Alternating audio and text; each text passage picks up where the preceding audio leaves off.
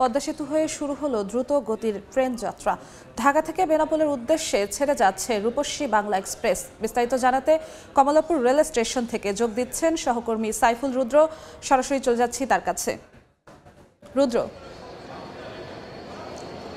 খুলনা থেকে ছেড়ে আসা জাহানাবাদ এক্সপ্রেসটি সকাল 10টা 40 কাছাকাছি সময়ে এসে কমলাপুর রেলওয়ে স্টেশনে পৌঁছেছে এবং রেল উপদেষ্টা ফজল কবির খান আনুষ্ঠানিক উদ্বোধনী ঘোষণা করেছেন ঢাকা থেকে অর্থাৎ কমলাপুর থেকে পদ্মা রেল সেতু হয়ে যে ট্রেনটি খুলনা এবং বেনাপোলে চলাচল করবে।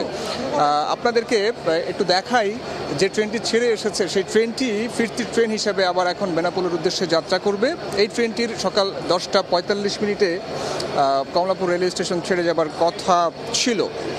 আর খুলনা থেকে যে ট্রেনটি সকাল 6টায় ছেড়ে এসেছে সেটি এখানে কমলাপুর রেল স্টেশনে পৌঁছানোর কথা ছিল সকাল 9টা 45।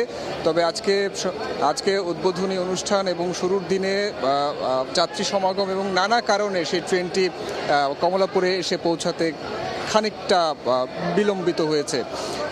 আপনাদেরকে রেলওয়ে থেকে দেয়া যে সময়সূচি দেয়া হয়েছে যাত্রীদের জন্য সেটি একটু জানাতে চাই। সেটি হচ্ছে খুলনা থেকে নড়াইলের মধ্য দিয়ে পদ্মা সেতু হয়ে এই ট্রেনটি ঢাকায় পৌঁছাবে 4 ঘন্টায়।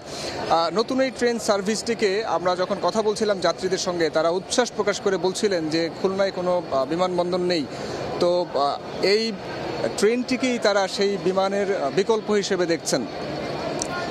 তারা অত্যন্ত খুশি হয়ে বলছিলেন যে আমরা খুবই অল্প সময়ে যাতায়াত করতে পারছি। আর এই রেলপথের কারণে ঢাকা থেকে খুলনার দূরত্ব কমে এসেছে 212 কিলোমিটার। নতুন ট্রেনের খুলনা থেকে ভাঙা জংশন পর্যন্ত যে অংশটি আছে এটি নিয়ন্ত্রণে থাকবে হচ্ছে পাকশী রেলওয়ে বিভাগ এবং এর পরবর্তী অংশ অর্থাৎ ভাঙা থেকে কমলাপুর রেল স্টেশন পর্যন্ত এইটার দায়িত্বে আছে ঢাকা রেলওয়ে। আপনারা দেখছেন যে এই ট্রেনটি এখন কমলাপুর রেলওয়ে স্টেশন থেকে বেনাপোলের উদ্দেশ্যে ছেড়ে যাওয়ার জন্য প্রস্তুতি নিয়েছে। বেনাপোলের যাত্রী যারা ছিলেন তারা ট্রেনে চড়েছেন।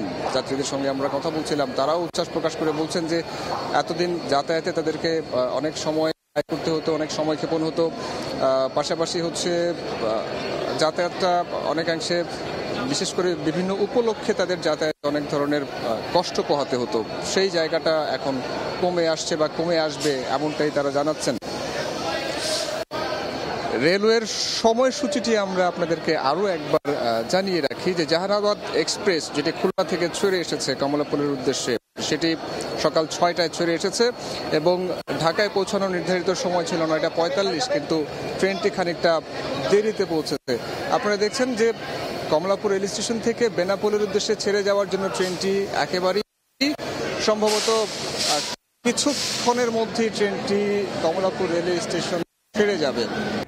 কমলাপুর রেল স্টেশন থেকে সরাসরি যুক্ত হয়েছিলেন সহকর্মী সাইফুল রুদ্র।